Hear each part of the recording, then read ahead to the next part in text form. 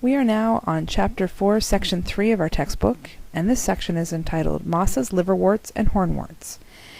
This next section is a short one, and quite simple. It's all about non-vascular plants. You'll remember that we have already learned that plants are informally placed into two groups, vascular and non-vascular. Vascular plants have well-developed root systems and tube structures that deliver nutrients to all part of the plants. Non-vascular plants, however, do not have this well-developed tube system and rely on the environment around them to get their nutrients. In this section, we will learn about the major non-vascular plant subgroups. The three major groups are mosses, liverworts, and hornworts. These plants absorb nutrients directly from the environment around them instead of taking in water from the ground. Because of this, they must live in moist, shady areas. Let's start by taking a look at mosses. Here are some mosses that should look familiar to you. They appear on rocks, trees, buildings, and many other places. We are going to take a close look at mosses and learn things that you might not have noticed about mosses before. Here is an enlarged photo of moss. As you can see, there's more to moss than just a soft, green, carpet-like covering. The green part of the moss is the part of the moss we see when it is in the gametophyte stage. It is anchored to the ground by small root-like structures called rhizoids. These structures are not the same as roots, as they do not provide the plant with water from the ground. They do give the plant some structure and security. In addition to the soft texture and green look, moss also grows stocky structures during the sporophyte stage.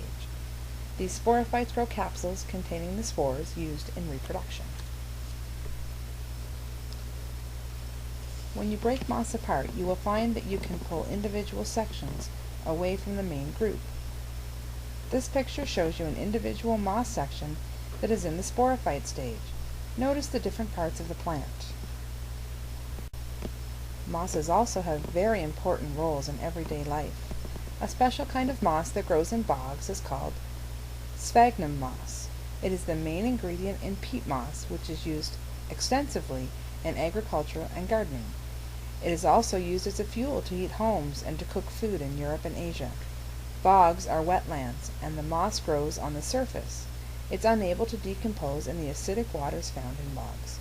As a result, the sphagnum moss accumulates at the bottom of bogs and over time turns into peat. If you have ever used peat moss, you have probably purchased it from a home improvement store and found it in a bag. It is often found in large, brick-shaped packages of 107 liters. It looks much like soil. Peat moss is used today in a new way. Firefighters and gas stations use it to soak up oil and gas spills because it absorbs moisture naturally and quickly. Some have suggested that it also has uses in environmental cleanups, but others believe using it to clean up oil spills could change the ecosystem in the areas where the spills occur. Take a moment now and pause the slideshow. Can you answer these questions from your notes? If not, take a moment and go back to find their answers. We don't have much more to this slideshow. Let's quickly cover the other two types of non-vascular plants, liverworts and hornworts. Liverworts are found on rocks, or the soil at the side of streams. The streams give them the water they need to survive. The picture you see here is a liverwort that is in the sporophyte stage. You can see the stalks and capsules used for reproduction. There are more than 8,000 species of liverworts. Hornworts, on the other hand, have fewer than 100 species. You will find hornworts growing mostly in moist soil, and they are often mixed with grass plants. When you look closely, you will see slender, curved structures that look like horns growing out of the gametophytes. This is the reason they are called hornworts. Horn for the way they look, worts for an Old English word meaning plant. Here is one last checkpoint. Can you answer these questions from your notes? If not, review the last couple of slides or bring your questions to class. This ends our slideshow on mosses, liverworts, and hornworts. Thanks for joining in.